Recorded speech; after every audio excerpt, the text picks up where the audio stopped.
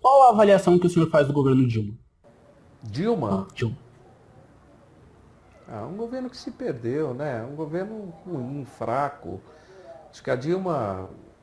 Primeiro que eu preguei aqui, fiz alguns discursos até aqui nesse sentido.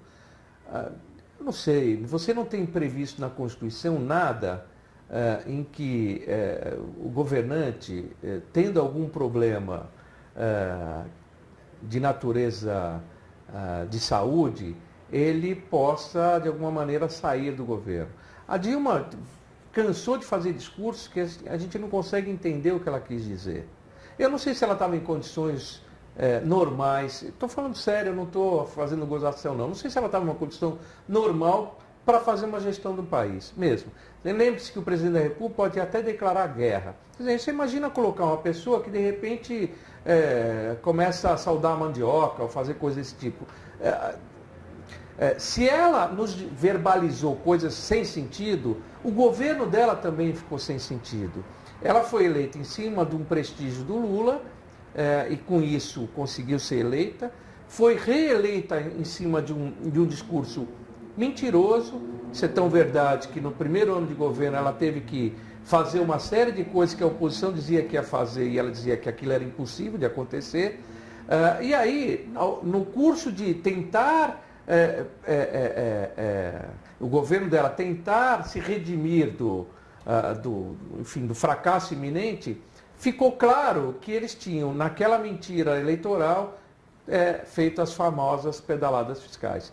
Mas eu acho que ela, infelizmente, não estava em condições de continuar no governo. Eu preferia que ela tivesse noção dessas coisas e pudesse, no momento certo, ser aconselhada de uma junta médica avaliar se neurologicamente ela estava bem, se não estava, se ela de fato tinha condições de continuar como presidente da República. Eu vejo dessa forma. O senhor está sugerindo que ela tem algum problema? Eu estou sugerindo isso mesmo. Eu falei, inclusive, em discurso aqui.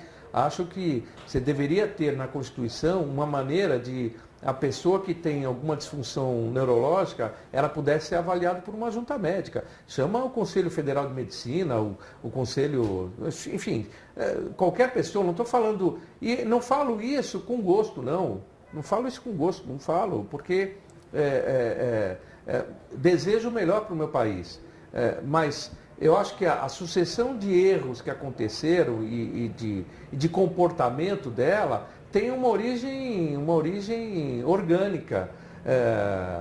Isso eu não estou falando nada de corrupção. Eu estou falando o seguinte: para você ser um presidente da República, num regime presidencialista, você precisa estar muito sereno, muito consciente de qual é o seu papel. E eu tenho dúvida se ela tinha toda essa condição. Agora a gente está encaminhando para o final. Eu gostaria de saber qual foi o melhor e o pior ato do governo do Michel Temer. O melhor e o pior ato. Nós estamos... É muito curto ainda, né? É gozado, porque Michel Temer tem o quê? 2 meses, 3 meses de governo. É muito pouco tempo, mas parece que passou já um tempão, né? Bem, eu até entendo que a composição que ele fez para fazer o governo, com várias figuras, inclusive, que geraram constrangimentos logo de cara e teve que até mudar ministro, etc. Compreendo uma articulação que ele teve que fazer um pouco mais ampla para dar sustentação. Até porque, para você resolver os grandes problemas econômicos, é preciso você ter uma sustentação no Congresso Nacional, e para isso você tem que fazer um pouco daquelas alianças tais. Ao fazer as alianças, você acaba trazendo para junto de si pessoas que eventualmente são marcadas ou manchadas por uma história de natureza política não muito recomendável.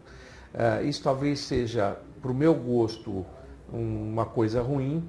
Agora, as medidas positivas, me parece que não só não agir contra a Lava Jato, como também agir no sentido de depurar um pouco a imagem total do Congresso mesmo. Essa coisa agora da eleição do presidente da Câmara, em que ele nitidamente ficou satisfeito com o resultado, apesar do resultado ser do presidente alguém que não é do partido dele, porque ele sabia que o representante do partido dele tinha um outro tipo de apoiamento que não era só do PMDB, era de forças que iam lutar para resistir às mudanças. Agora, para encerrar, eu vou falar alguns nomes. Eu gostaria que o senhor definisse em poucas palavras. Começar quente, já. Jair Bolsonaro. Um radical de direita. Mário Covas Júnior. Um exemplo para mim, um exemplo para político, um exemplo de pessoa, um exemplo. Lula. O Lula, alguém que se perdeu no caminho. Geraldo Alckmin. Um sujeito sério, correto, às vezes me parece um pouco audacioso. Michel Temer. Grande articulador. E Andréa Matarazzo. Andréa Matarazzo, um ótimo vereador, companheiro meu, foi meu líder aqui na Câmara Municipal, vereador de primeira, conhece muito a cidade, mas que se perdeu numa vaidade.